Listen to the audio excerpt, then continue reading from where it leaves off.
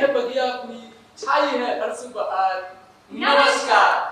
ये नाटक समर्पित है उन दीवानों को जिन्होंने अपने देश के लिए अपने परिवार, अपने प्यार, अपनी जान को भी कुर्बान करने में एक पल नहीं सोचा और जिनके कारण 75 साल पहले आजाद हुआ अपना हिंदुस्तान, मेरा, आपका, हम सब का देश हिंदुस्तान। हिंदुस्तान जो एक सागर है जिसमें कितने ही धर्म, कितनी ही संस्कृतियां और कितनी ही जातियां नदियों की तरह बहती है, पर हमारे देश ने उन्हें नष्ट नहीं किया बल्कि उनका सम्मान करते हुए अपना हिस्सा बनाया। हिंदुस्तान जिससे पूरे विश्व को ज्ञान मिला, सत्य, अहिंसा और प्रेम की शिक्षा मिली। हिंदुस्तान जो कभी इतना सुखवान था, इतना धनी था और इतना समृद्ध था, जिसकी ख्याति 7 समुंदर पार तक थी, पर यही ख्याति इसके लिए शाप बन गई। अन्य देशों के लुटेरे आते गए। यूनान से सिकंदर महान आए, अरब से मोहम्मद बिन कासिम, चीन से चंगेज खान, तुर्की से तैमूरलंग और अफगान से आए महमूद गजनी और मोहम्मद गौरी। सबने भारत में तबाही मचाई।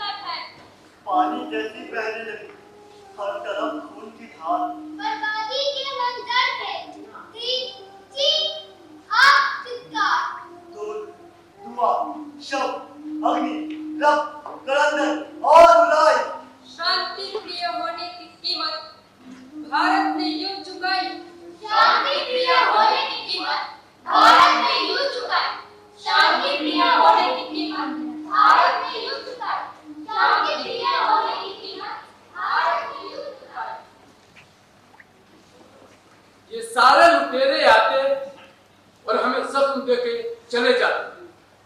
वक्त के साथ ये जख्म फिर भर आता और फिर से लौट आती सुख, शांति और संपन्नता।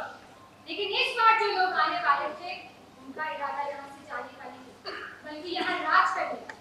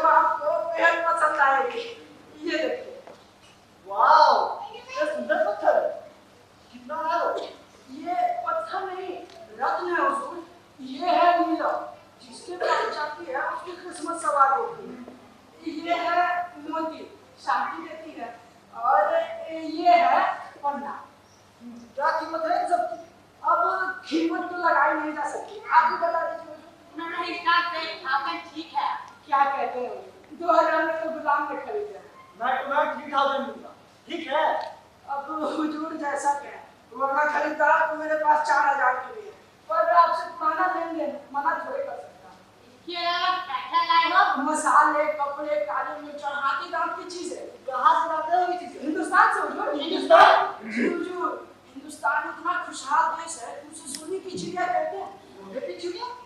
You mean golden bird? जी हुजूर। तो मैं अब चलूं?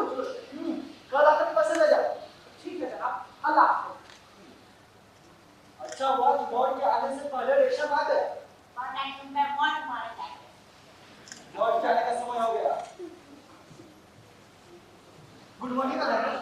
मुझे लगता है कि रेशम आ गया। यस माय लॉर्ड, आप जितना चाहते थे उससे अधिक रेशम आ चुका है। उसके अलावा कुछ और भी है। आपकी बेटी की शादी की है, वो क्या है? पर क्या कीमत है? मैंने 10,000 लिया है लोग। मैं तुम्हें 20,000 दे दूं। लेकिन ये बताओ कि आया कहाँ से? हिंदुस्तान से और अरब और ईरान की व्यापारी वही से सामान लेकर आते हैं। लगता है हिंदुस्तान से जाने के समुद्री रास्ते पर न चले। एक मशीन में बात अपनी जरूर रखिएगा लॉर्ड। और अभी आप चाहें तो मैं आपको रेशम दिखा दूं। हाँ, बोले।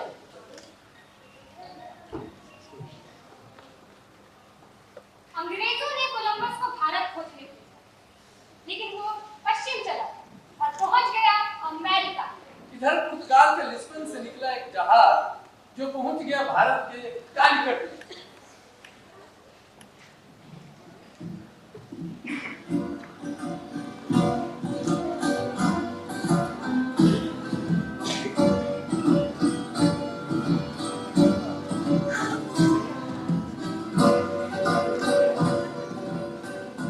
आप सबका स्वागत है। मैं वास्को डी गामा। कौन सा देश है? ये भारत और आपके तुम्हारे कालीकट है। ये हमारा राजा है, ये हमारे राजस्थान। हम आपके लिए हार लेकर आए हैं। धन्यवाद। हमें आपके लिए खुशी हुई। ये खुशी आप भी बढ़ सकती है राजा, अगर आप हमें यहाँ कारोबार कराएं। और आपको इससे भी अच्छे उपहार देंगे।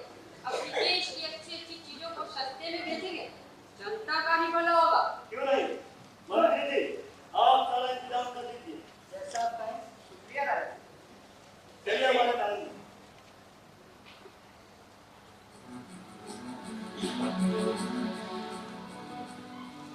युवाओं ने भारत में आने के द्वार को खोला। भारत की चर्चाएं सुनकर औरों का मन डोला। आगरा में हॉकिंस का एक बड़ी फरमान। जहांगीर ने दीदी की इजाजत, किया बड़ा सम्मान। अंग्रेज भी आए पीछे पीछे, फ्रांस की सेना आई। शुरू हो गई भारत पाने की घनघोर लड़ाई। डच हारे, पुर्तगाली हारे, फ्रांस की सेना हारी। हर तरफ अंग्रेजों ने ही सबसे बाजी मारी। यूं तो वे आए थे भारत करने को व्यापार, पर मन में था भरा हुआ अन्याय और अनाचार। धीरे धीरे फिर फिर अपना विदेश बल से भारत ने अपना साम्राज्य बसाया। बल से भारत ने अपना साम्राज्य बसाया। बल से भारत ने अपना साम्राज्य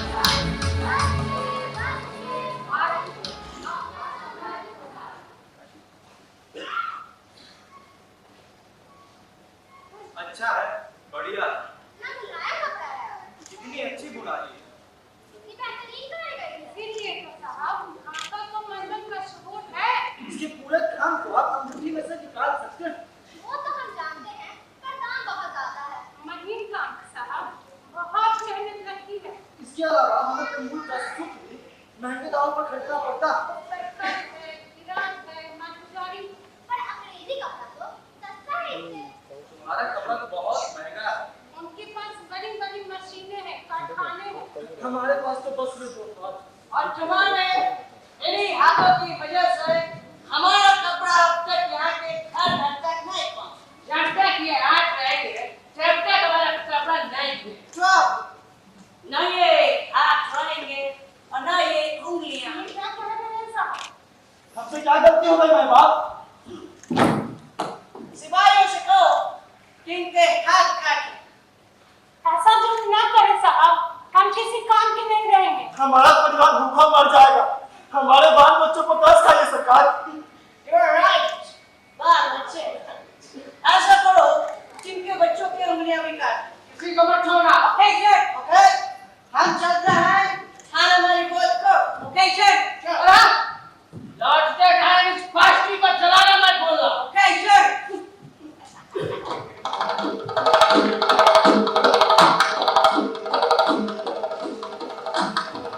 ईस्ट इंडिया कंपनी आई तो ही व्यापार करने, लेकिन उसके अलावा भी बहुत कुछ। उसने भारत के कपास, रेशम, लोहा, कागज, कांच, जहाज एवं अंग्रेजी के उद्योगों को खत्म कर दिया और खोलकर अपना मार्केट शुरू किया। लोगों के पास सिर्फ किसानी का ही काम रह गया था और वहां भी अंग्रेजों ने घुसपैठ कर दी और कई तरह के टैक्स किसानों पे लाद दिए। उसने दूसरे देशों को भारत से खदेड़ दिया और अपनी सेना बढ़ाना शुरू कर दी। उसने भारत की आपसी लड़ाई देखकर उससे फायदे उठाने की तरकीबें बनानी शुरू की। कंपनी ने अपने सेना को भाड़े पे देना शुरू कर दिया और छोटी-छोटी रियासतों को जीतने लगा। जीतने के बाद वो राजाओं के सैनिकों को खत्म करवा देते और अपने सैनिक को वहां तैनात कर देते, जिसका खर्चा रियासत उठाता। इसके अलावा उसने कमजोर राजाओं को अपने कब्जे में लिया और उनका राज्य हथियाया, जिसका निशाना बना पहला बंगाल का नवाब सिराजुद्दौला। सिराजुद्दौला, अब तेरा बंगाल तेरा नहीं रहेगा। भगवत अंग्रेजों, बंगाल को हराने की बात भी कैसे सुनी?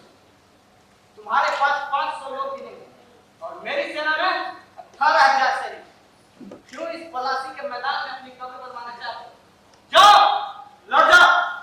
लौटूंगा, पर तुम्हें पंडित बनाने के बाद। ओ, तो तुम नहीं मान? ठीक। सैनिकों, हमला करो।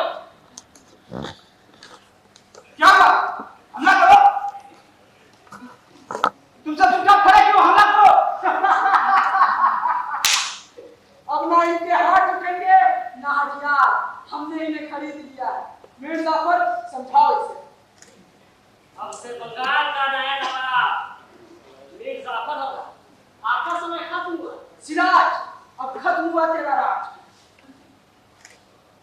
सिपाही, इसे बंदी बना लो। मीर जाफर, आज से बंगाल के नए नवाब तुम हो। आपकी मेहरबानी लॉर्ड भाई। ले चलो इसे। तुमने मुझसे नहीं, पूरे मुल्क से गद्दार किया है नवाब। तुम्हें एक देश गद्दार के नाम से और एक दिन तुम्हारे साथ भी कोई दगा करेगा और एक दिन तुम्हारे साथ भी कोई दगा करेगा।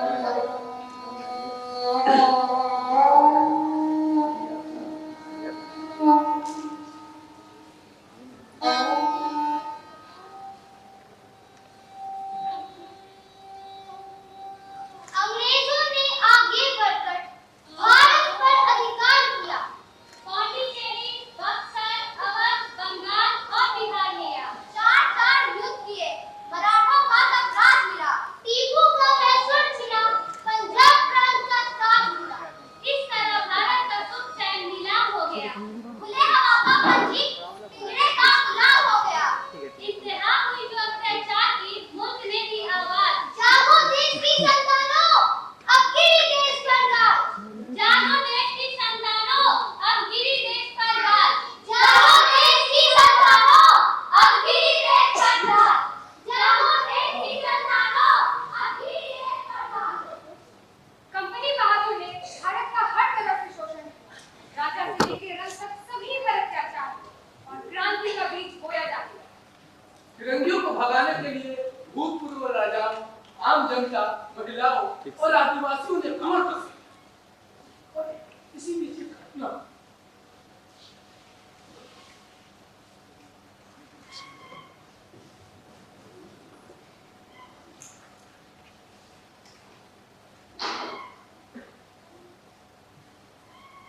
ओम त्र्यंबकं यजामहे सुगंधिं पुष्टिवर्धनम् उर्वारुकमिव बन्धनान् मृत्योर्मुक्षीयमामृता।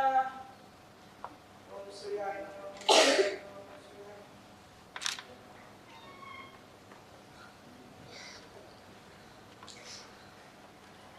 आज बहुत थक है। हाँ भाई, इतनी धूप में पड़े तो मुझे तो प्यास लग गई। चल पंडित जी से लोटा मांग लेते हैं। पंडित जी, ओ पंडित जी, कहो भाई कैसे हो? ठीक है पंडित जी, हम दोनों को प्यास लगी है, थोड़ा अपने लोटा दीजिएगा, तो पानी पी के लौटा देंगे। मैं माफी चाहूंगा, मैं अपना लोटा तुम्हें नहीं दे सकता। छोटी जाति के होठों से यह पवित्र हो जाएगा। माफ कीजिएगा पंडित जी, लेकिन आपका लोटा तो अपवित्र हो चुका। क्या मतलब? आपने फिंगर राइफल चलाया है ना? हाँ चलाया है। तो आपने उसके कान को मुंह से छुआ भी होगा। हाँ, उसे दांत से काट कर ही खोलना पड़ता है। तो आप जान लीजिए, क्यों उस कारतूस में गाय और सुअर की चर्बी लगाई ऐसा नहीं हो सकता, ये झूठ है। अगर आपको विश्वास नहीं है तो खुद जाकर पता कर लीजिए। रखिए अपना पानी की लोटा, हम चलते हैं। मैं अभी इसका पता लगाऊंगा, मैं अभी इसका पता लगाऊंगा।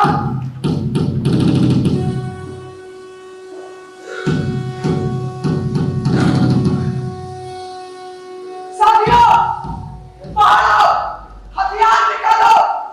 चूड़ी पहन के बैठो क्या? तुम्हें कसम है अपने धर्म की। बाहर आओ, कब तक दोनों के जुल्म को सहते रहोगे? बाहर आओ, मर्द हो तो निकलो बाहर। क्या वो अरे बंदूक ले जाता है, पकड़ा गया होगा। इन अंग्रेजों ने हमें धर्म भ्रष्ट किया। चलो हम इन पापियों को मार डालें। अपने हथियार उठाओ और चलो। घाट पर घोड़ों की पलटन आने वाली। चलो उन्हें खत्म कर दो। क्या हुआ? मेरा साथ दो।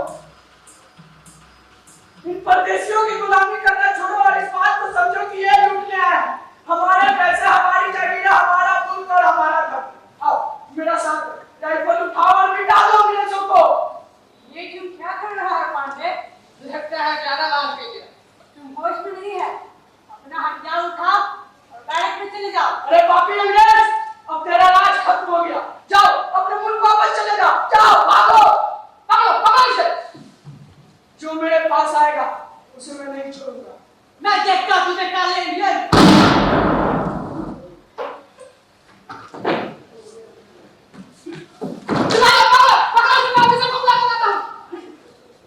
शेख पटू, तुम्हारा भी धर्म बिगाड़ रही है। चलो इन्हें अपने मुल्क से भगा दो। कोई तो आओ, थोड़ी हिम्मत दिखाओ। धर्म गंवा कर रहोगे क्या? हे गंगा मैया, देख तेरे बेटे कैसे हो गए। बस अब हम ऐसा 5 सेकंड नहीं जी सकते। अब हम ऐसा 5 सेकंड नहीं जी सकते। ये क्या? पंडित ने खुद को गोली मारी। चल बेटे।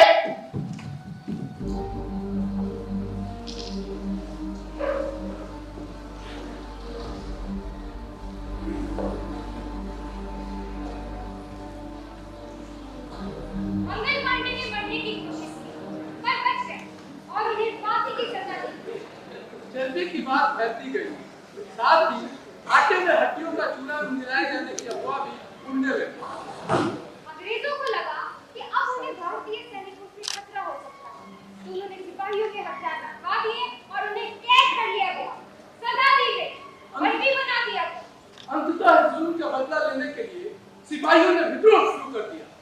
मेरठ से आरंभ हुआ ये विद्रोह धीरे धीरे पूरे देश में पसरने लगा। सैनिक दिल्ली की ओर बढ़ने लगे।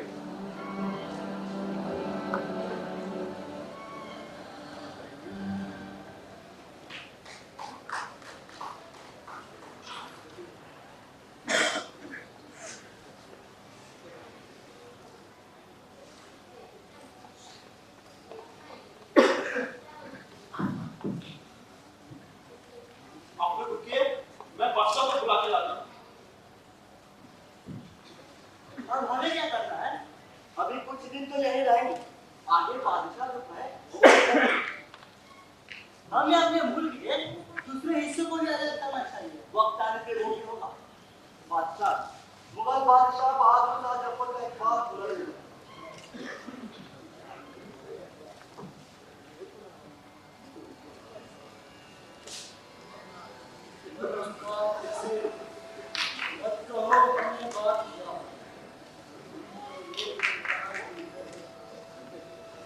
आप हमारे बादशाह हैं, मुल्क के बादशाह, और हम आपके बच्चे सौंपने आए हैं।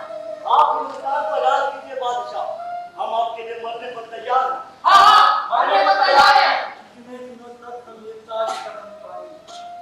कितने दिनों तक ये राज चल पाएगा? शायद हमेशा के लिए बादशाह मना ना करें। मना करने की ताकत हमें है कहाँ? इतना मजबूर है सफर की आग कहे या ना? होना तो वही है जो सामने वाला चाहेगा। ऐसा ना कहे बादशाह, तक संभाले और मुगलिया शान और शौकत के साथ राज करें। ठीक है, हम फिर से बादशाह बनेंगे, आगे अल्लाह की मर्जी। मुगल बादशाह बहादुर शाह जफर का इकबाल बुलंद रहे। बुलंद रहे, बुलंद रहे। मुगल बादशाह बहादुर शाह जफर का इकबाल बुलंद रहे। बुलंद रहे, बुलंद रहे। ये समय सोचने का नहीं है नाना साहब। ये समय जब धरती पर आजाद करना बात कर लो बे, सही कह रहे हैं नाना साहब। हमें कानपुर के सारे अंग्रेजों को मौत खाता। लेकिन वे हमारी शरण में उन्हें जाने दो। क्या भूल रहे हैं नाना साहब? पिछले 100 सालों में अंग्रेजों ने हमसे कितने जुल्म किया है। अब बदला लेने का समय है। धरती की पुकार को देखा ना करे नाना साहब। तो फिर ठीक है, आज से हम आप सबके साथ। आज से आप पेशवा है, ये कानपुर आपका है। पेशवा नाना साहब के, पेशवा नाना साहब के। हम अंग्रेजों के सीने पे हमला करने जाते हैं। लेकिन पहले उन्हें लिखकर बता दो कि हम उन पर हमला करने वाले हैं। जो और हाँ, ध्यान रहे कि औरतों और बच्चों को कोई नुकसान ना पहुंचे। जैसा आपका पेशवा। चलिए नाना साहब।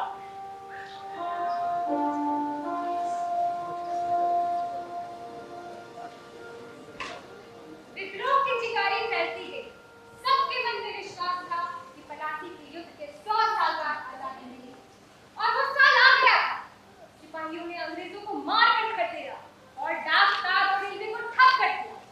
देश के कई हिस्सों को विद्रोही सिपाहियों ने फिरंगियों से आजाद कर दिया। इनके साथ बहुत से राजा हो गए।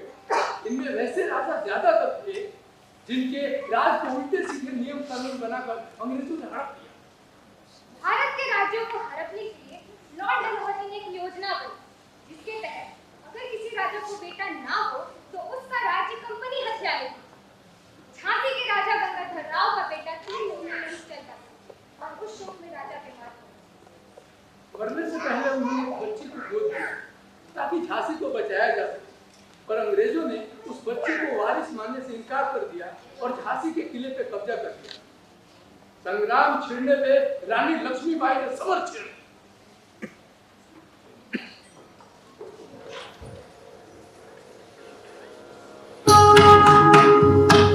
सिंहासन हिलुठे राजवंशों ने बिगड़ी नानी थी।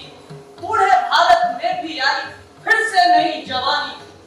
गुमी हुई आजादी की कीमत सबने पहचानी थी। दूर फिरंगी को करने की सबने मन में ठानी थी। चमक उठी संसदावन की वो तलवार पुरानी थी। सुंदरे हर बोलो के मुंह हमने सुनी कहानी थी। खूब लड़ी मर्दानी वो तो झांसी वाली रानी थी। खूब लड़ी मर्दानी वो तो झांसी वाली रानी थी।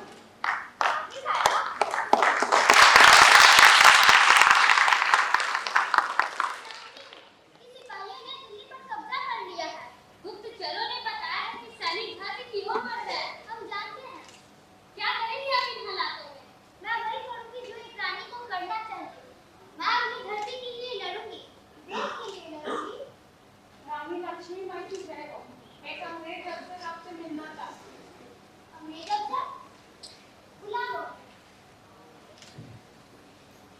रानी साहब, बाकी सिपाहियों ने हमला करने पर कब्जा कर लिया। अब वे इसी को बढ़ते आ रहे हैं। हम आपसे मदद चाहते हैं। आप अंग्रेज हैं, आपके पास बड़ी सेना है, तोप है, बंदूक है। आप लोगों ने तो पूरे देश पर अधिकार कर रखा है और आप एक विधवा रानी से मदद मांगने आए हैं, जिसके पास न तो सैनिक है न रुपए। हमारे पास तो किला तक नहीं है, हम तो खुद अपने दम पर मर रहे हैं। बागी हमें मार डालेंगे रानी, हमें बताइए। पर मैं कर क्या सकती हूँ?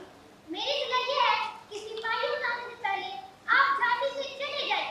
बागी चारों तरफ है, हम उससे बच नहीं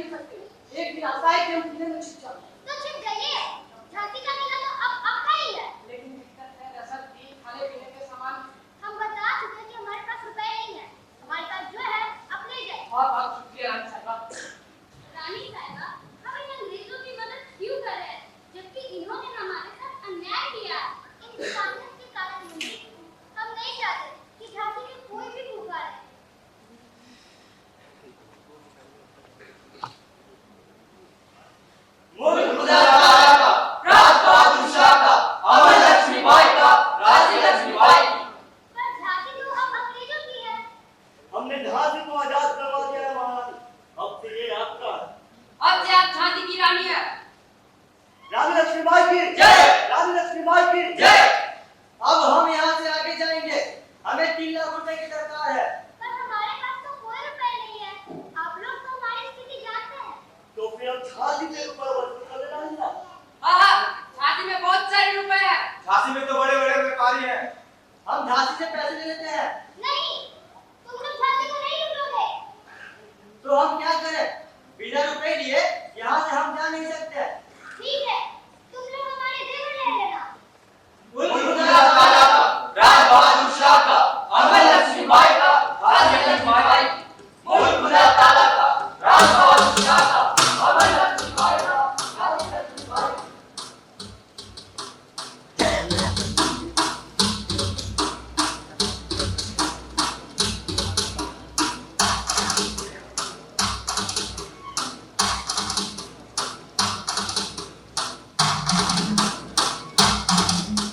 बिहार में बूढ़ा शेर जाग गया। जगदीशपुर के बाबू वीर कुंवर सिंह दानापुर के विद्रोही सिपाहियों की पुकार पे मैदान जंग में कूद पड़े। गोरों की सेना को मार भगाकर जगदीशपुर पे अपना झंडा फहरा। कदर की आग फैलने लगी। बादशाह का हरा झंडा चारों ओर लहराने लगा। दिल्ली, अवध, कानपुर, लखनऊ, हरियाणा, ग्वालियर और झांसी पर देशी राजाओं का राज है। प्रजा सुख शांति से रहने लगी। सबको लगा कि आजादी आ गई। लेकिन ये आजादी और सुख शांति बहुत दिनों तक नहीं रही, क्योंकि अभी भी कई देश के कई हिस्से अंग्रेजों के कैद में थे और उसका साथ दे रहे थे राजा और रजवाड़े। अंग्रेजों के पास हथियारों की कमी नहीं थी। उन्होंने विद्रोह को कुचलना शुरू किया। दिल्ली को अंग्रेजों ने घेर लिया है। किले के भीतर सैनिक चले गए हैं।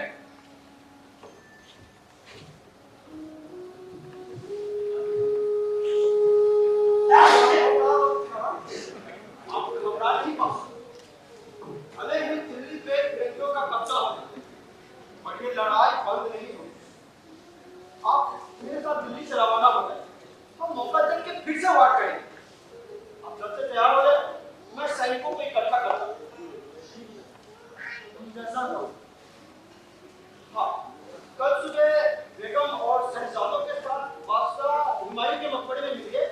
मैं चलता हूँ। खुदा।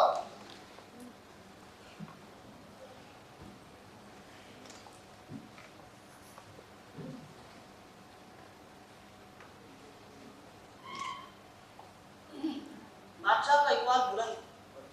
ये वक्त खान यहाँ क्यों आया था हुजूर? वो कह रहा था कि हमें दिल्ली से बाहर चले जाना चाहिए। ना ऐसा ना करें हो। अंग्रेजों ने बगावत को दबा दिया है। अब आप कहीं भी चैन से नहीं रह सकते। हुजूर, आप वक्त खान की बातों में मत आइए। वो पठान है, वो आपको फंसाना चाहता है। तो हम क्या करें मेरे दोस्त? मैं आपका समझी हूँ हुजूर। आपको एक नेक सलाह देता हूँ। आप कहीं मत जाइए। मैं अभी अंग्रेजों से ही मिलकर आ रहा हूँ। मैंने उनसे कहा कि इसमें आपकी कोई गलती नहीं। वे आपको माफ करने को राजी। लेकिन हमें कल सुबह वक्त खान ने बुलाया। कहा हुजूर? बादशाह हुमायूं के मकबरे में। ऐसा कीजिए कि आप वहां जाइए और वक्त खान को मना कीजिए हुजूर।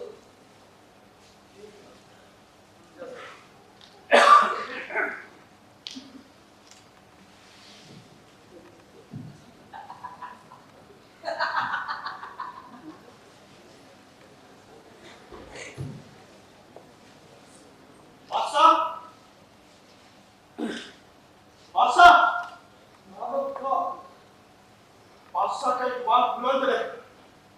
ये क्या बादशाह? बाकी लोग कहाँ हैं? क्या तुम्हें लगता है वक्त खान कि दिल्ली के बाहर हम महफूज रह पाएंगे? बिल्कुल। मुल्क के पूरे लोग आपकी इज्जत करते हैं और चारों तरफ आपका हरा झंडा फहरा रहा। लेकिन इब्राहिम बख्श ने कहा कि उनकी बातों में ना, अरे वे अंग्रेजों से मिले हुए हैं। आप मेरे साथ चलिए, फिर मैं फौज इकट्ठी कर लूंगी। और ये मेरा बूढ़ा जिस्म सफर को नहीं झेल पाएगा। मुझे यहीं रुकना होगा। तुम बिस्मिल्लाह करो और मुझे मेरी तकदीर के सहारे छोड़ो। देखिए, मैं जा रहा हूं, और ये आप जो कुछ भी कर रहे हैं बादशाह, ठीक नहीं कर रहे। खुदा।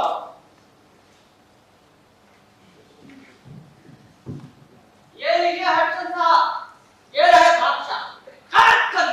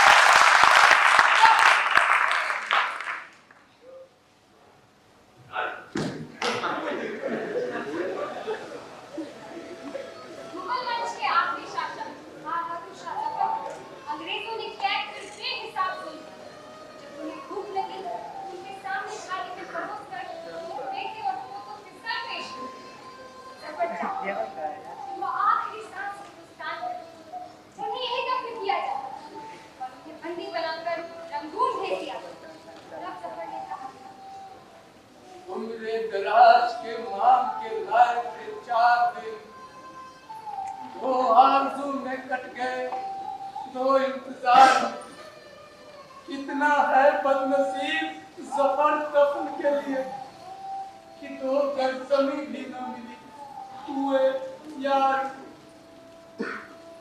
इधर यूरोप एक बड़ी सेना लेकर झांसी पहुंचा। झांसी में रानी ने जमकर रुका कर, लेकिन पास के कुछ राजा अंग्रेजों के साथ और झांसी के एक गद्दार ने किले का मुख्य द्वार खोल दिया। रानी को कुछ सैनिकों के साथ झांसी में छोड़ना पड़ा। रानी बड़ी कांपी आई, करसों मील निरंतर पार। घोड़ा थककर गिरा भूमि पर, गया स्वर्ग तत्काल सिधा। यमुना तट पर अंग्रेजों ने फिर खाई रानी से हाथ। विजयी रानी आगे चलती किया ग्वालियर पलट। अंग्रेजों के मित्र सिंधिया ने छोड़ी राजधानी थी। खूब लड़ी मर्दानी को तो झांसी वाली रानी। खूब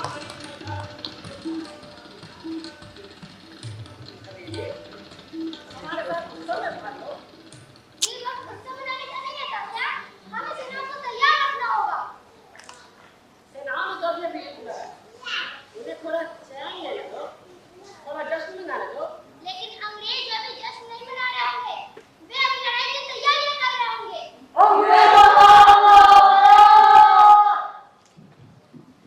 विजय मिली पर अंग्रेजों की फिर सेना गिराई थी। अब के जनरल स्मिथ सम्मुख था, उसने मुंह की खाई। कामा और मंद्रा सतिया भी रानी के संग आई थी। युद्ध क्षेत्र में उन दोनों ने भारी मार मचाई। पर पीछे यूरोज आ गया। हाय घिरी अब रानी थी। खूब लड़ी मर्दानी वो तो झांसी वाली रानी थी। खूब लड़ी मर्दानी वो तो झांसी वाली रानी। सोनरेखा नाला पार करते समय मुंद्री की छाती में एक गोली लगी। रानी ने मुंद्री के हथियारे को मार डाला। वस्त्रों का कुछ भाग खिसकने से रानी असावधान हुई, पर पीछे से तलवार के तेज वार में उसके सर के दाहिने हाथ तक का हिस्सा काट डाला। रानी ने उसे भी मार दिया कि तभी एक गोली हुई है। घोड़े से गिरते-गिरते भी रानी ने हमलावर को मार डाला। रानी के वफादार रामचंद्र राव देशमुख उन्हें उठा के ले आए।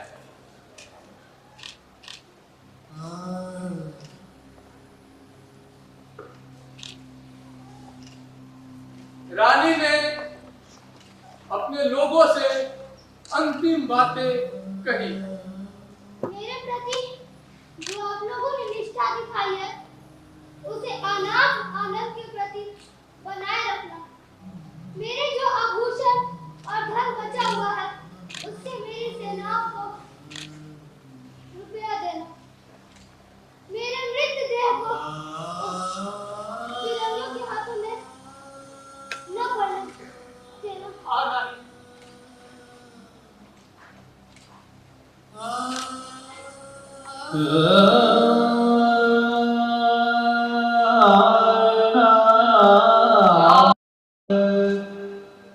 जाओ रानी, याद रखेंगे हम कृतज्ञ भारतवासी। ये तेरा बलिदान जगाएगा स्वतंत्रता अविनाशी। होवे चुप इतिहास लगे सच्चाई को चाहे फांसी। हो मधुमती विजय मिटा दे बोलो से चाहे फांसी।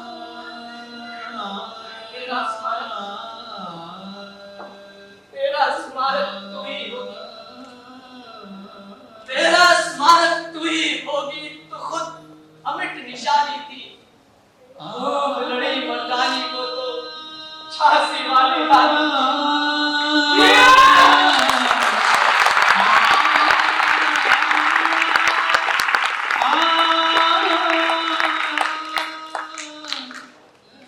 छत्तीसगढ़ विजय के 3 दिन पश्चात महावीर भगत सिंह ने आखिरी सांस नाना साहेब नेपाल की ओर प्रस्थान कर छिटपुट डिपार्टमेंट को दबा दिया और उनकी सेना को मार डाला गया या कैद कर दिया।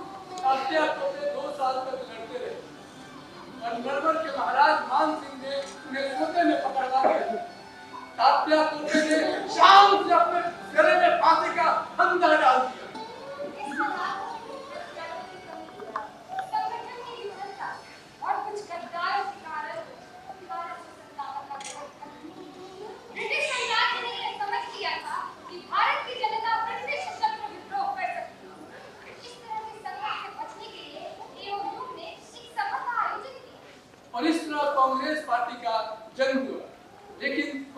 पार्टी की नरम नीतियों के कारण बहुत से लोग खफा हुए और उन्होंने एक अलग गर्म दल बना लिया।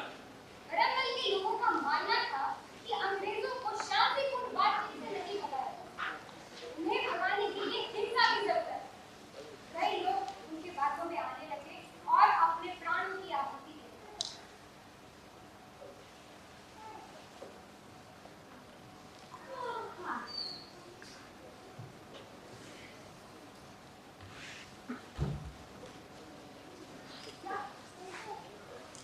What is your name? Azad, What is your father's name? स्वाधीनता, What is your mother's name? Bharat माता, Where do you live? Jail में। इस गुस्ताख बच्चे को 15 पेश की सजा दी जाती है। भारत माता की जय! भारत माता की जय! भारत माता की जय!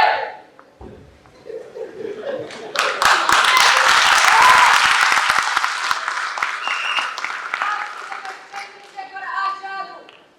अंग्रेज सरकार में जीते जी कभी नहीं पकड़ सकती।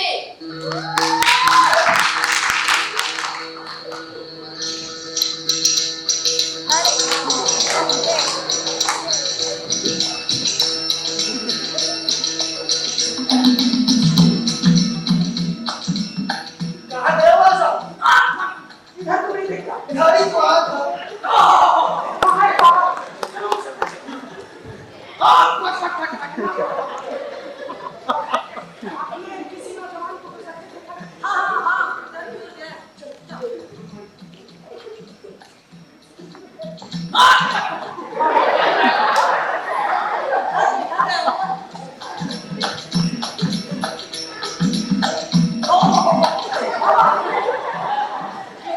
कहाँ गया हुआ सब के बच्चा? कौन आजाद का बच्चा? चंद्रशेखर आजाद था। उसने हम अंग्रेजों के नाक में दम कर रखा। देखने में कैसा? बिल्कुल आपकी की तरह।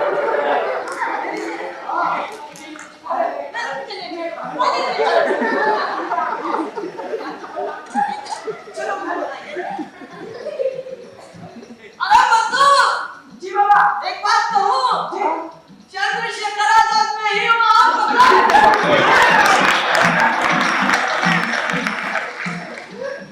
बाकी का काम कैसा चल रहा है सर? कुछ लोगों के पकड़े जाने से काम को थोड़ा असर हुआ, बस जल्दी ठीक हो जाएगा। अभी जो भगत की नमस्ते के मैं अब हमारे वाले को नहीं बुलाओ। अपने हमारे लगता है हमारे साथ किसी ने गलत किया है, साथी ये लो और जाओ। पर आप अकेले हैं। मेरी फिक्र मत कर। अगर हम जिंदा रहे तो जरूर मिलेंगे। जा, जा।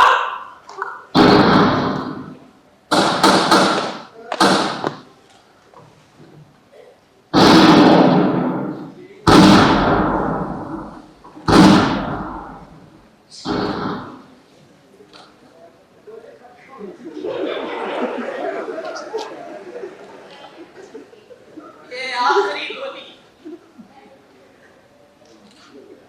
मैं आजाद जी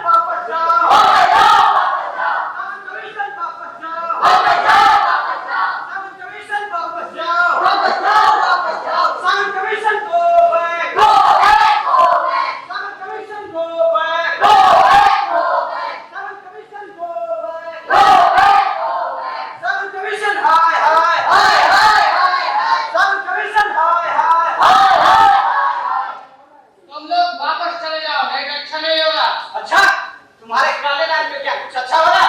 मैं फिर से कहता हूँ तुम लोग पीछे हटो, एक अपनी हालत के जिम्मेदार खोलोगे। जो करना करो, हम पीछे नहीं हटेंगे।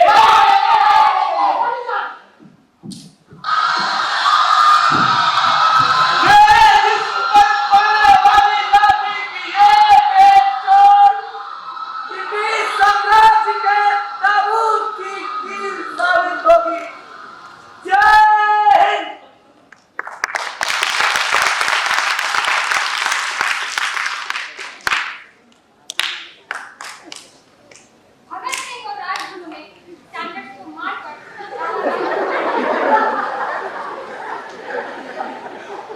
नई दिल्ली की असेंबली में बटुकेश्वर दत्त ने बात थे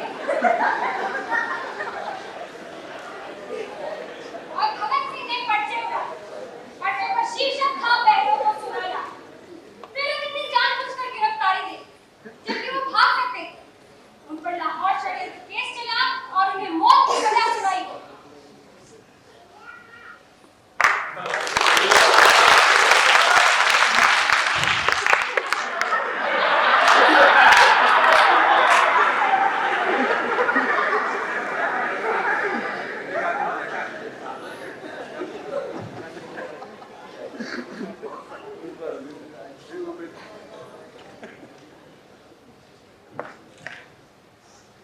अरे बेवकूफो, देखते नहीं तुम्हारे खेतों में लाग आ रहा है, जल्दी आओ। इन्हें सलाम करो। यहाँ की सारी जमीन को लाट साहब ने महाराज से खरीद लिया। अब से यही तुम्हारे नए मालिक। मालिक, ये गोरा हमारा मालिक। हाँ, अब से यही तुम्हारे नए मालिक है और इन्हीं का राज चलेगा। अगर तुम लोग मेरा बात नहीं मानेगा तो बहुत पछताएगा। तुम लोगों को अब से नील की खेती करनी होगी। नील की। नील? हाँ, लेकिन हम लोग तो गेहूं उगाते हैं, धान उगाते हैं, बाजरा उगाते हैं और जौ उगाते हैं। उगाते थे, अब ऐसा नहीं होगा। अब से तुम्हें नील उगाना होगा, समझे? लेकिन ऐसा करने पे तो हम लोग को बहुत परेशानी होगी।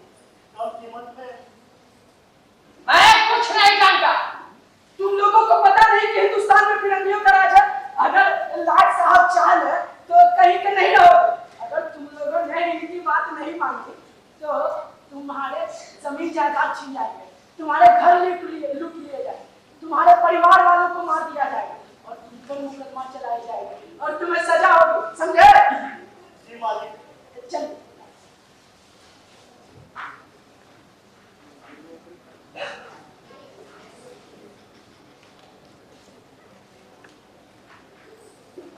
अंग्रेजों ने ज्यादा रुपए कमाने के लिए नए नए हथकंडे अपनाए। उन्हीं में से एक था 3 कठिया या 5 कठिया फल, जिसमें किसानों को अपनी जमीन में से 3 या 5 कट्ठे पे नील होना पड़ता, जिनके उन्हें नाम मात्र के पैसे मिलते, जिससे लागत भी पूरी नहीं होती थी। और इधर सरकार का टैक्स था, जमींदारों का कर, महाजनों की सूद। किसान पिछड़ा गया, मरता गया, लेकिन उन बेदिल अंग्रेजों को जरा भी दया नहीं आई। तब चंपारण के राजकुमार शुक्ल ने तय किया कि वो मिलेंगे भारत के महात्मा से, मोहनदास करमचंद गांधी से। फिर दोनों की मुलाकात हुई और बापू चंपारण।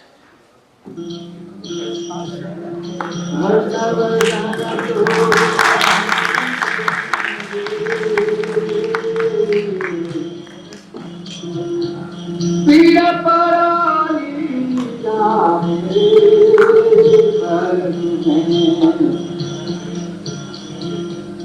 पर दुखे उपकार करे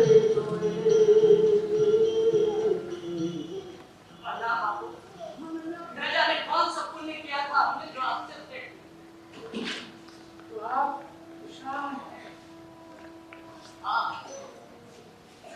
हाँ, अगर धूप ठंड बरसात की परवाह न कर दिन रात मेहनत करने वाले को किसान कहते हैं, मैं किसान हूं।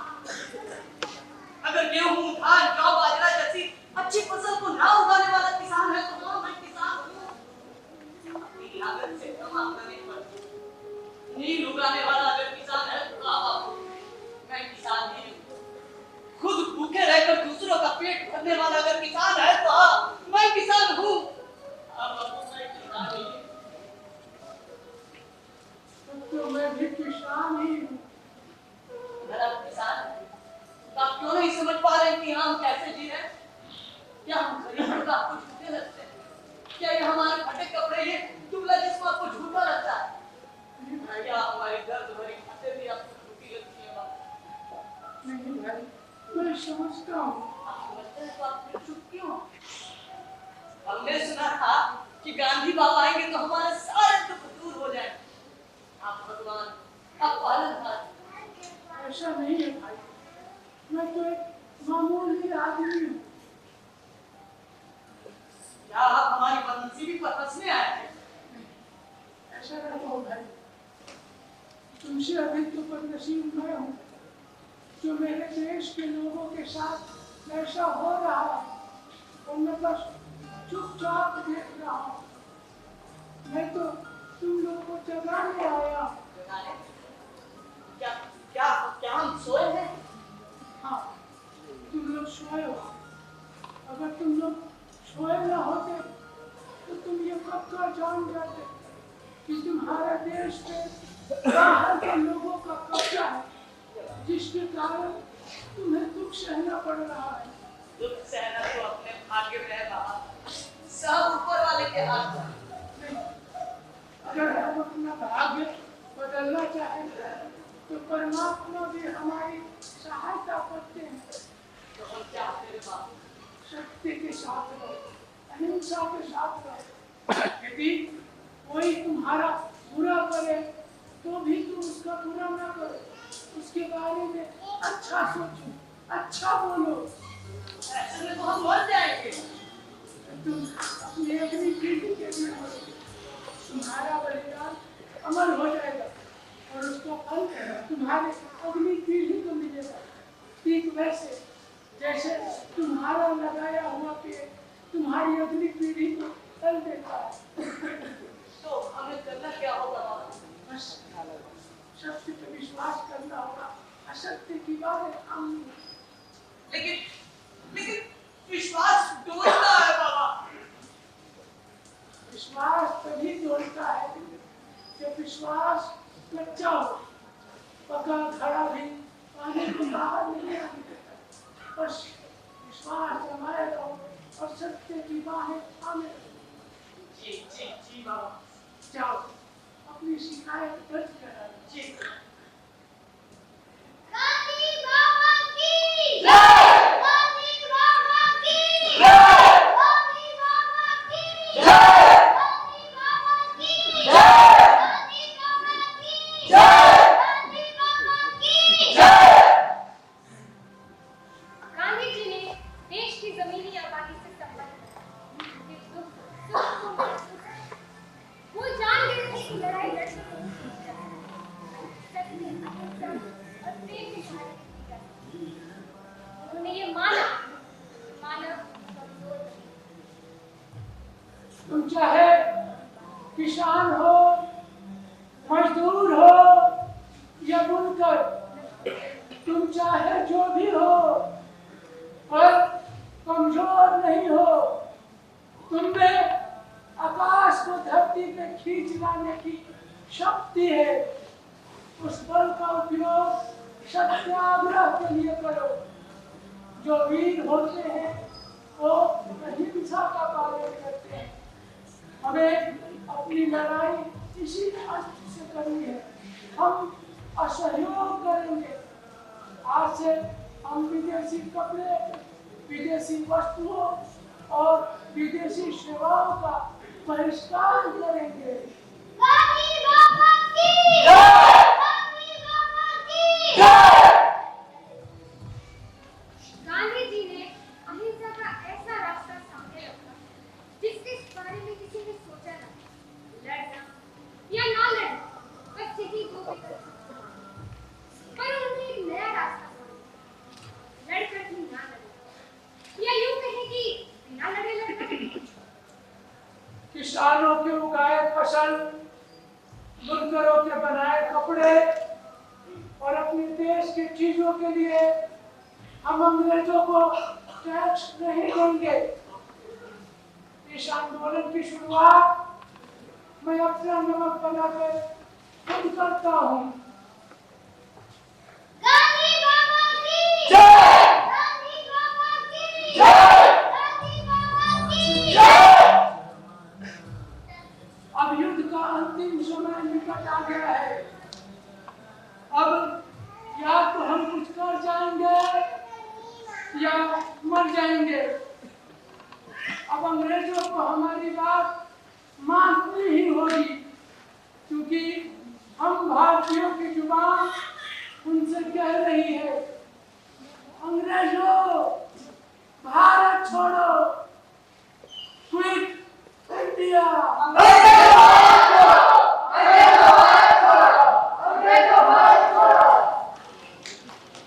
शुरू हुआ सन 42 का बिहार के 7 नौजवान ने उठा लिया भारत का तिरंगा और चल दिए सचिवालय की ओर झंडे को फहराने के लिए।